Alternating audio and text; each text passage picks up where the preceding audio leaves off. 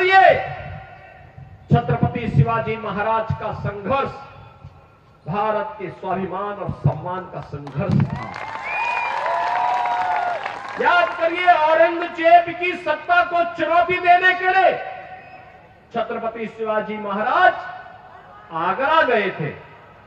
आगरा में हमारी सरकार ने वहां एक मुगल म्यूजियम बन रहा था। जब मैं मुख्यमंत्री बना, लोगों ने कहा इस म्यूजियम का नाम मुगल म्यूजियम है। मैंने कहा क्या इसमें होगा? कहा औरंगजेब से जुड़ी हुई स्मृतियां रहेंगी। मैंने कहा औरंगजेब से क्या संबंध है तुम लोगों का? क्या संबंध है? यह एक विदेशी आक्रांता था। हमारा संबंध छत्रपति शिवाजी महाराज से है।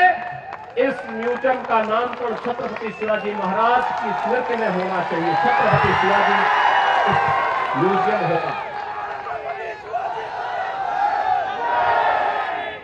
बहनों और भाइयों, छत्रपति शिवाजी महाराज ने जिन मूल्यों और मर्यादाओं की रक्षा के लिए संघर्ष किया था, विपरीत परिस्थितियों में संघर्ष किया था, संभाजी महाराज ने जिन मूल्यों के लिए संघर्ष किया था,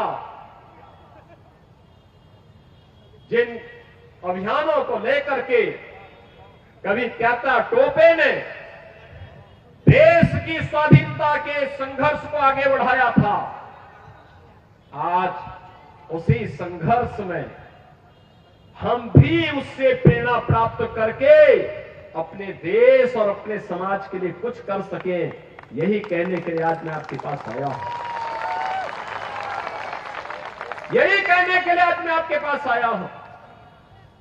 आप याद करिए, कांग्रेस 1947 में देश की आजादी के तत्काल बाद से लेकर के लगातार लंबे समय तक देश के अंदर शासन करने का अवसर कांग्रेस को प्राप्त हुआ था। क्या कांग्रेस ने कभी ईमानदारी से भारत और भारतीयता के बारे में सोचा? ये वही कांग्रेस है जिसने बाबा साहब भीमराव अंबेडकर का अपमान किया था। ये वही कांग्रेस है जिसने बाबा साहब भीमराव अंबेडकर को चुनाव में परास्त करवाया था। और यही कांग्रेस है जो लगातार भारत की सुरक्षा के साथ सेंध लगाती रही। याद करिए, आज एक समय था जब पाकिस्तान भारत के अंदर आतंकी वारदात को आगे बढ़ाता था। एक समय था जब पाकिस्तान के घुसपैठे भारत के अंदर घुसकर कहीं भी बम विस्फोट करते थे।